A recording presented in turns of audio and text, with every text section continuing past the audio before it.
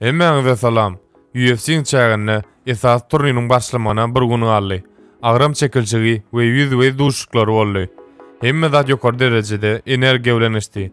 Agram çekilçigi netijeleri kartda çarşylanary bar. Soňra Dana White, John Johnson haçan geljegi bardy. Dan Hooker we Chandler. Soňra McGregor näse duşuk geçirjegi bardy. We Conor bilen Dustin'in urşuny Habibden prognoz. Dana White Habib revanş kabul etmese, Conor bilen Dustin Poirier urşuny görmek üçin tatylmasa oýunça Habib bilen Conor'dan geçenligini aýtdy.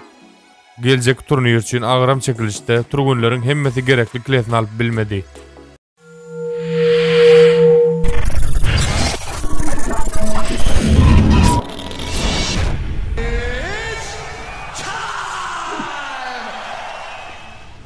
Otman Azaytar turnirden aýryldy. Sarıkyan yeňil kileli midini birinji gedek 3 funt eşdi we 1 saatlyk haraket mally. Soňky gedegine bolsa 1 funt eşdi. Onuň garşydaşy saglyk ýagdaýy sebäpli turnirden aýrylmaly boldy. Inne Armanda täze garşydaş bar. Ol Matfiera Wolok. Ol hem garşydaşdy. Üstesine soňky 2 duşuny ýeňiş gadamdy. Sarıkyana muňulen kyn düşmek mümkin. McGregor bolsa tersine 1 funt pes kile görkezdi we çempionyň kilesidigini aýtdy. Dana White, John Jones barada. Ol Thomas'a geler.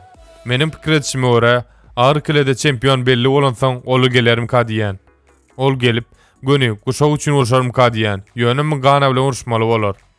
Dan Hooker, menim pikirim Chandler iň gowy turgunlaryň biri. Ol öz adyna eýe. Ol Bellator'yň ýeňil kilesinde ýokary netijeler görkezdi.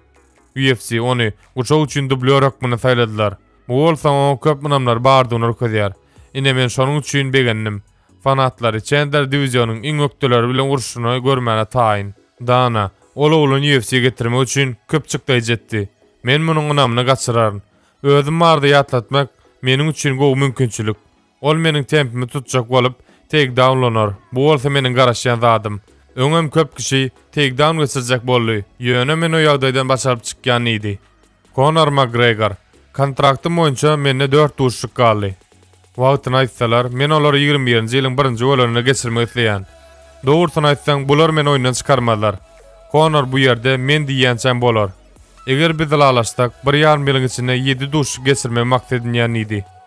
Belkon kellesinde 1-nji bilen Habib bilen rewanşy gelýändir. Bu ýadgyda Dana White Habib'e häzirden ýatladýar. Conor'un Poirier bilen urşy senin Conor bilen urşuňdan gowy tatylýar. Pikirlen. Siz rewanşda näçe tatyp bilersiňiz? Men ýöne aýtýan, men ýöne ýatladýan idi. Men netijeliň ýokary boljagyny bildim. Ýöne Habib bilen Conor'unky 2,4 milliony, onuň köp bolar aýtmadım. Ýöne wagt geçdikçe UFC fanatlary kenelýär we Conor'a beýle netijeler aňsat düşýär. Dana aýtýanlarym bir tarapdan dogry. Eger Habib bilen McGregor ýene duşsa, olaň näçe tatjagyny bilemok.